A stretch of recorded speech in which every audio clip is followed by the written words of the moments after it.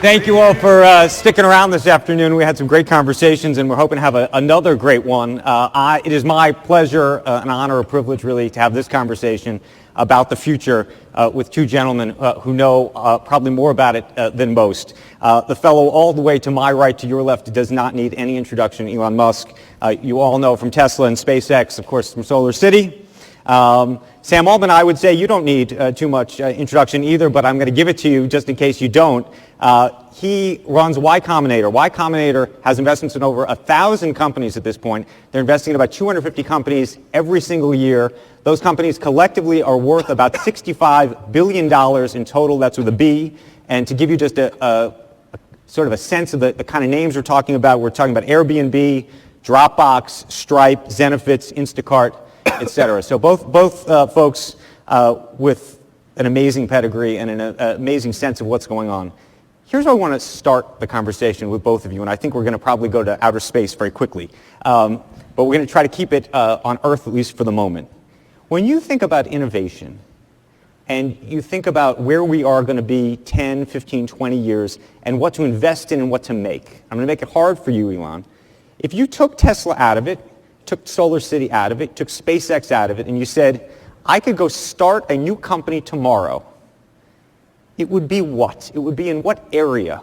Where would you start thinking about? Well, I think there's some there's a fairly obvious opportunity in electric aircraft, because all transport will electrify over time, with the exception of rockets, ironically. Yeah.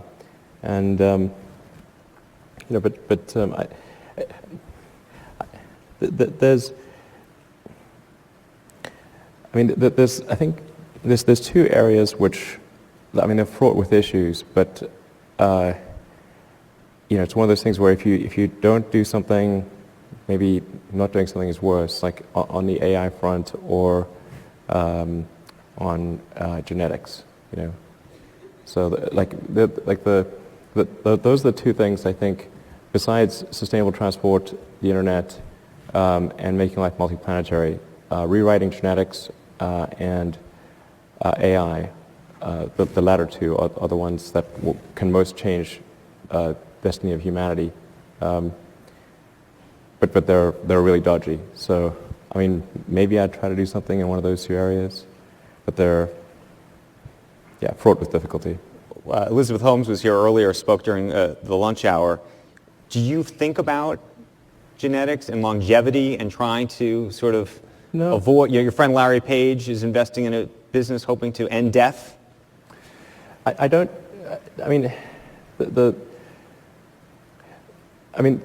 not actually a huge proponent of longevity. I do think that having a good life for longer is better. Like you'd want to address the things that happen to you when you're older, like dementia and so forth.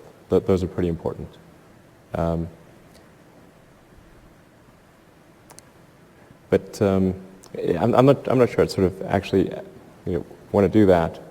I want to get into the genetics thing, but it is something that's going to fundamentally change humanity and along with AI. So you don't want to live forever so that you can actually get to Mars? I definitely don't want to live forever. How many years do you want to live? I don't know, 100 good ones. 100 good ones or 100 more good ones? You're 44? 100 good ones in total I think is probably fine. Maybe a bit longer. Sam, where would you put your money? You're the investor here. Well, we try to invest in a very broad range of technologies. So we funded an electric airplane, or funded an electric airplane company. We've done AI companies. We've done. How realistic is the electric airplane, by the way? I think it should work. I think it makes sense. Yeah, absolutely. The math should work. I think I no huge surprise, but I'll agree with Elon on those two areas. I think if you could pick two things that I'm not already working really hard on, AI, having AI go in the positive direction, which I really think it can, and I think thinking about sort of genetic technology. Genetic technology. I made it unfair for you because I said we had to take Solar City out and we had to take the cars out, so we didn't get to really talk about energy. But I imagine, how big a thing do you think energy all in, and when you think about both your investments and what you're doing, is something that is one of the things that you need to tackle? Well, I think sustainable energy is the most important problem that we face this century. That's like a known difficult thing that we have to solve. Like if we continue to rely on burning hydrocarbons, the future is going to be quite bad, and the vast majority of the scientific establishment believes that. And the evidence, I think, is, well, I mean, for anyone with a scientific background is unequivocal. So we've got to solve sustainable energy. I'm a big fan of solar because we've got this big fusion ball in the sky called the sun, and it shows up every day. So if we can use solar energy plus batteries, we can actually have a complete solution for sustainable energy generation, and then we need to use it in a sustainable way, which is where you need the electric transport. The thing I would add, I think getting the cost of sustainable energy down super low is probably, short of friendly AI, like the most important thing we can do for sort of quality of life of the poorest half of the world. I think that every time I look into this, it's really amazing how much the cost of energy and the quality of life correlate. What about nuclear energy? You have some investments in nuclear energy. Yeah, I mean, what I've always said is I think the end state of the world is a combination of nuclear and solar, probably 80-20 one way or the other, sort of terrestrial-based nuclear. I think fusion is likely to work at some point in the next couple of decades, and that's a really big deal. I think that it's good to have a backup option. It's good to have two sources, but it's all sort of fusion when you think about it. Yeah, I think fusion. I think it's definitely possible to make fusion work, but I think. And I used to be a big fan of having that as the long-term energy source, but I'm inclined to think like indirect fusion from the sun essentially is going to be the primary source, and then to some degree there will be fusion reactors for maybe if cargo you're really, ships or whatever. Yeah, if you're really far north or really far south or something. What about the risks of nuclear energy? Of fusion? Of fusion? Yeah, I assume there's some risk. There's no risk? Not really. Zero? I'm an idiot? I don't. No. I mean, with fusion, the difficulty is keeping it going. With fission, you have some meltdown risk. Although there's new technology on the fission front that makes the meltdown risk extremely low. But with fusion, the great difficulty is keeping the fire from going out. It's quite hard to sustain a fusion reaction. Unless you have something very big like the sun, where you have the sun has gravitational confinement of the fusion reaction.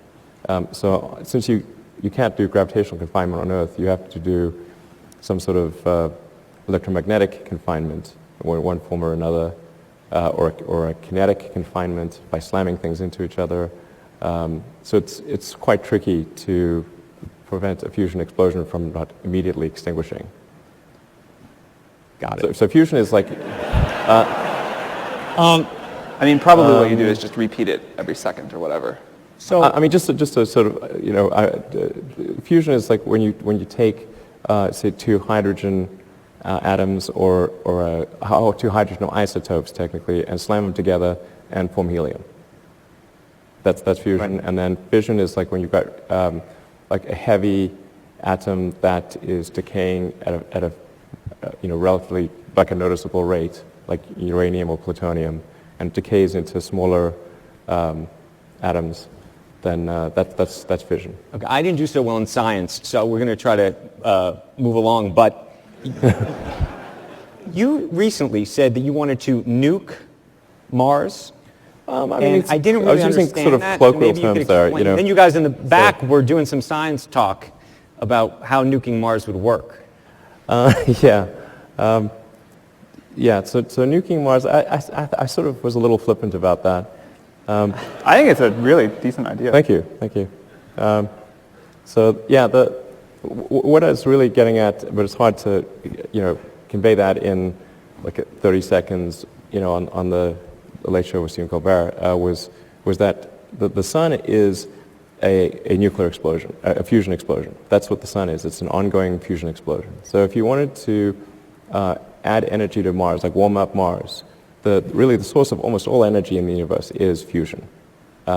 Even fission is, originally there was fusion, and then that then later resulted in fission. But what I was really talking about is creating two little suns, two pulsing suns above the north and south pole of Mars that would warm the poles up enough so that the frozen CO2 would gasify and densify the atmosphere. Some of the water would also heat up, and you'd have sort of more water vapor and CO2 in the Martian atmosphere, which in that case is good because the CO2 ends up warming Mars up. And so you get a positive sort of reaction, like it's a positive cycle of warming on Mars. Like you want to warm Mars up, but you don't want to warm Earth up, so. Why would you ever want to live on Mars? It looks like a great adventure to me. Beyond the adventure, do you actually, both of you're investing in stuff that hopefully one day will go to Mars. Nothing for Mars, but... Excuse me? Nothing for Mars, but I hope Elon goes. I think that would be cool. But is that just for one person? What's going to happen? No, really, I want to... Yeah. Well, I mean, the Mars thing is really, like, if you say what is going to be really important to the preservation of civilization or life as we know it, more than just, humanity, because of course we bring life as we know it to Mars. And there's no life that we can detect on the surface of Mars. There may be some subterranean bacterial life, but it's on the surface there isn't anything. So this would be the extension of life to another planet, or life as we know it to another planet.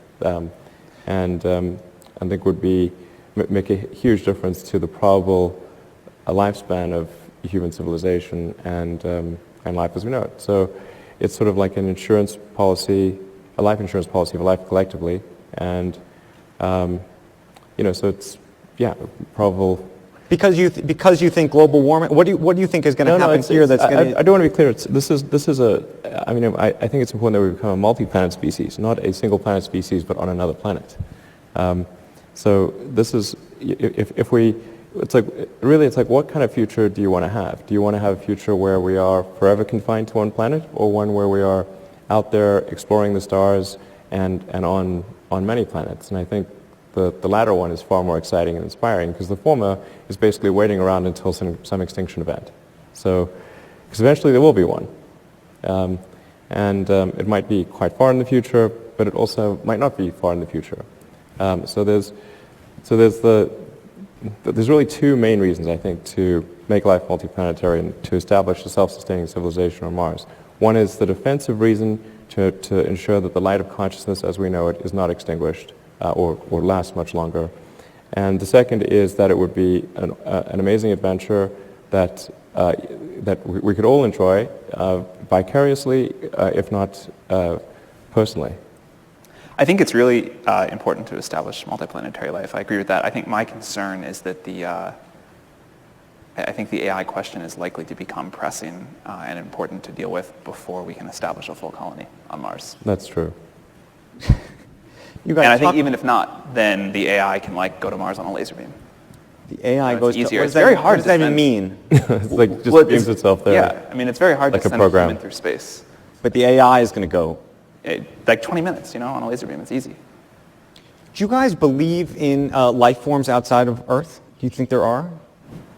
I mean, I think there's quite a high chance of microbial life.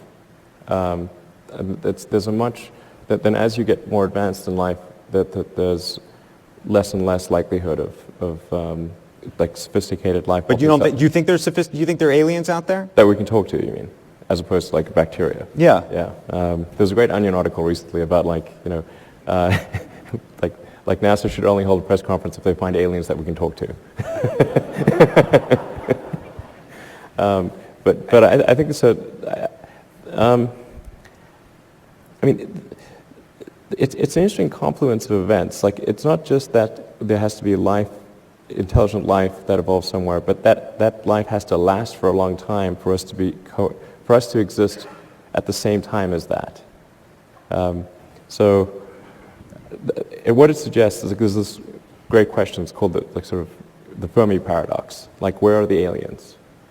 Like, if there are so many planets out there, and the universe is almost 14 billion years old, why aren't the aliens everywhere?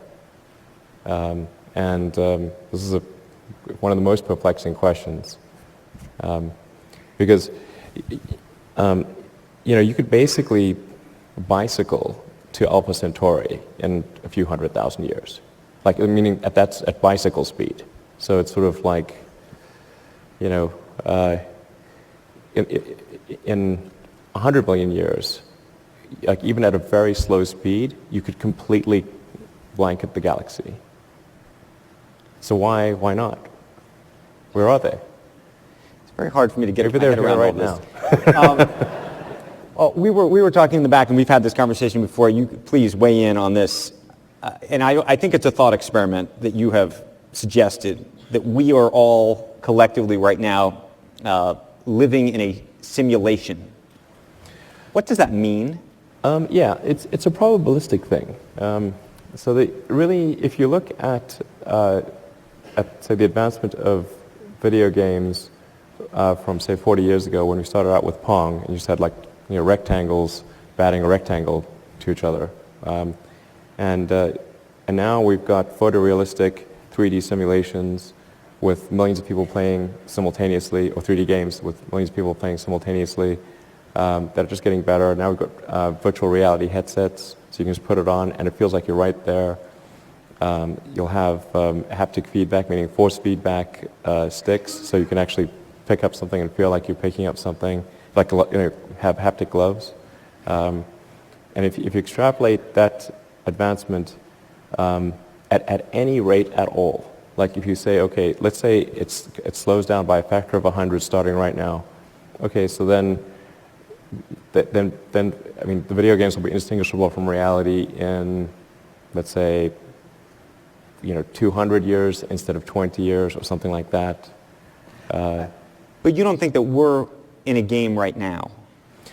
Okay, well, but this is like that we are all, somebody has a joystick somewhere else in some other, you know where I'm going with It certainly this. doesn't feel like that.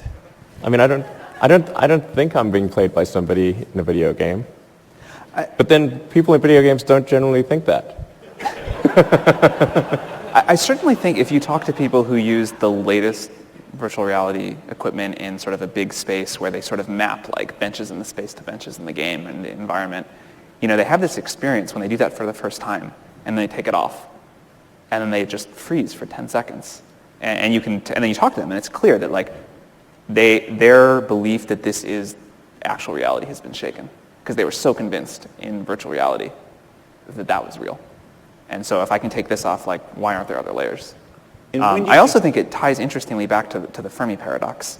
Yeah, exactly. If it is a simulation, sort of that would be a pretty good answer for why there are no aliens. How far are we away from sort of virtual reality being a thing that all of us sort of live in to some degree? We would go to this conference. Real close. We would go to this conference from our VR sets. I mean, I do think there's still something to actually really being there in person that we probably won't lose for a long time, hopefully never. But I mean, with what Oculus and Valve are coming out with, and I believe some of that, like the first VR headsets are due out early next year. Yeah, like in the next several months. And the demos that I've seen, and I think Sam's probably seen too, are incredibly compelling. And there is that strange feeling, because you put the headset on in like a very nondescript, bland room, and you put the headset on and suddenly you're in anywhere. Like you could be... Yeah, I got this demo where they would like blow air on you when you like got near a cliff edge, and when you walk near a fire, they would turn on the heater. And you don't see any of this because you're just wearing it, and then it's really quite compelling. I want to talk about something else that's compelling, which is Tesla. It's really nice. nice. Talk about yeah, the thank X. It's an SUV. It's an SUV, but here's what I was going to say: $132,000. How many people are really going to buy this thing? Yeah. So the first cars that are produced are sort of fully optioned version. So it's not like a base price of $132,000. It's And we'll have a version that's still expensive, on the expensive side, but before any incentives would be about $75K next year. With incentives and whatnot, it's maybe 65. So it's still expensive, but it's not as crazy as 132. Right. And then in a couple of years we should have the Model 3, and that'll be starting price of $35,000. So it's a smaller car, but it's a lot more affordable. Okay, so for the Tesla sort of real aficionados who follow you on Twitter, you need to answer one thing, which is last week somebody tweeted at you, I think about the X, and then you put out a tweet that mentioned the Y and the 3, and then you deleted the tweet. Yes, this has and no everybody significance. wants to know why you deleted the tweet and what the tweet actually said. I think it just said something like there'll be the Model 3 and the Model Y, and that one of them will have like a Falcon Wing door, which is like pretty obviously the Model Y. But I deleted that and like, I don't know, a dozen other tweets because I just sort of had like kind of a rambling Twitter history. But it had no significance. The delete has no significance. Like I don't think deleting a tweet like makes it go away from the internet or something. So why delete the tweet? I just didn't like the way my Twitter history looked. It was like too rambling.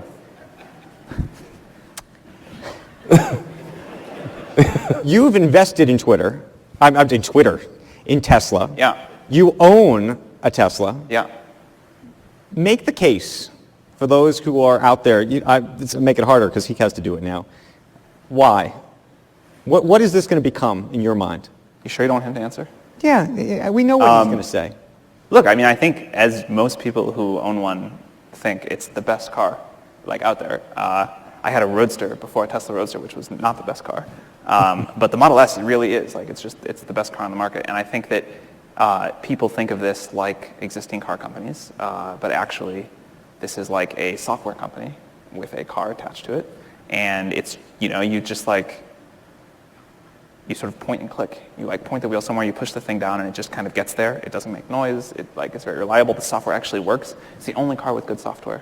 So I think people really like it. Now, yeah, it's like really expensive still, but I think, I'm confident that a mass market Tesla will do very well. And I also think the other electric cars I've driven feel like many years behind. Right. You talked about this being a software company. Do you think of yourself as a software company? I think we're a software and a hardware company, but the software component does become increasingly important. So you got to get both right, because it's a holistic product experience. But its software is increasingly an increasing proportion of the problem, particularly as you get to autonomy, So there's a view. I don't know if it's a conspiracy theory that you are building autonomous functionality and other driverless-like functionality into the car without advertising that it's in there, and that one day you're going to flip a switch and the car is going to start just driving. No, not quite like that. But we are going to upload new software soon, and this is not actually a secret or anything. We have version 7 of our software which turns on highway autopilot, so the car will be able to steer by itself on highways or any kind of road that doesn't have really steep, sharp curves on it, and then also it'll steer quite well in traffic. So those are the two scenarios where it's going to be quite good at steering, that's in public beta right now. So we have 600 or 700 Tesla drivers, owners that are testing the auto steer software. Go ahead. I think full self-driving cars, not Tesla specifically, but just in general, are likely to get here much more quickly than people realize. Yeah, I think absolutely. If you ask most people, they'd still say it's 10 to 20 years away. And I actually think we'll have sort of like full point-to-point autonomous driving in a few years. It won't be uncommon. A few years, like 2 or 3 years? 3 or 4 maybe. Where are you probably on know that? better. I agree. I think that's something on the 2 to 3 year time frame is likely for it to be technologically. I mean, you'll be able to demonstrate it, but you won't be able to go to fully autonomous until you get regulatory Yeah, that'll approval. take longer. So there's a time difference between when it is technologically possible, in a general sense, so that not just like in a very tightly mapped situation like say Mountain View or Palo Alto, Right. but in a general sense of like can it do point to point virtually anywhere? Right. I think that's only 2 to 3 years away. But then approval from regulators of having it be autonomous is anywhere from 1 to 5 years after that, depending upon the location, because the regulators have to be convinced that it is substantial. I think they'll want to see that it's significantly more significantly safer than cars that are driven by people. I want to open it up in about 5 minutes, so I just have a couple more questions to get to you. And so if you guys have questions in the audience, get your shot on goal in just a second. I want to talk about entrepreneurship, because both of you are entrepreneurs. You invest in them, you are one, and you think about this a lot. Your old pal, Peter Thiel, likes to say that he would not invest in somebody who's over the age of 30 years old, that it should be the cutoff. You're 44 now. He's invested in you. Yeah, I guess make some exceptions. But you may be the exception to the rule. As somebody who invests in companies every day, do you think there's a cutoff? There's a lot of people out here who are over the age of 30. Are we done? We've said this before, but when we've looked at our data, the mean age of entrepreneurs we fund is just around 29 or 30. So there's obviously lots of over 30 entrepreneurs that we fund, some of which have gone on to create multi-billion-dollar companies. So I think certainly you can't say it's impossible for people over 30 to create companies. That's ridiculous. And we plan to continue to invest in people of all ages. The correlation that we've noticed is that if you look at the really successful companies we've had, the multi-billion-dollar companies, the average age for those founders does skew significantly younger, but the success rate of founders of this binary, is the company a success or not, skews older than 30. So younger entrepreneurs, I think, tend to take bigger risks. Maybe they're willing to work on these very long time horizon projects, but that's the only correlation we see. I think it would be a crazy strategy to say I'm never going to invest in anyone over 30. Yeah, no, I think it's. I don't think Peter meant that either. Yeah, you can definitely start a company at any age and be successful. It's really just a question of do you have a good idea? Are you working really hard? Are you able to attract a great team and motivate the team? And that's sort of really what matters. But you've had multiple ideas. And there's another view, by the way, which is that you can only really have one great idea, right? That everybody sort of has maybe one great idea. No, it's not really the idea. There's that old saying, it's 1% inspiration I think, and 99% perspiration, I think is generally true. A lot of times companies start out with an idea that's actually wrong, but they adapt quickly enough to get it to something that's right. Right. And I can say, at the beginning of Tesla, we started out with we started the company with 2 false premises, that would turn out to be really dumb. One was that we'd be able to license the drivetrain technology from a company called AC Propulsion in Southern California, and that it would just work. That totally didn't work. And then we also thought we'd be able to adapt the Lotus Elise chassis at low cost and be able to essentially put the AC Propulsion drivetrain technology in a Lotus Elise chassis and then just build that quickly and sell it, and that would be okay. But like I said, the AC Propulsion technology did not lend itself to any kind of cost-effective, reliable car. It was okay for a small prototype, but not for a commercial product. And then the Lotus Elise, that ended up being worse than if we had designed a car from the beginning, because we ended up changing 96% of the components in the car, and in validating all of the crash results and all the safety stuff, the car ended up being 30% heavier, it had to be longer, and it ended up being if you had a house in mind, and instead of actually building a house from scratch, you got some existing house, and ended up knocking everything except one wall in the basement out. And it would have been better to just build the house from the beginning, the house you wanted. So it basically, Tesla was started on the basis of two dumb ideas. But we managed to, it was a tough one to overcome those two issues, but we managed to get past them. So that's, I think, the more important thing is, like, start somewhere and then, really be prepared to question your assumptions, fix what you did wrong, and adapt to reality. How did you run two companies at the same time? Jack Dorsey's about to take this on in a meaningful way. What does a day in the life of Elon Musk actually look like? Yeah, I wouldn't recommend running two companies. It decreases your freedom quite a lot. So, and I'll tell you what. So my day is probably a bit different than people think it is. I mean, most of my time is actually spent on engineering and design. So that's probably, I don't know, like 70% of my time. Like press stuff like this is maybe 2 or 3% of my time. It's really, really tiny. And I'm going to reduce it even further to probably like 1% of my time.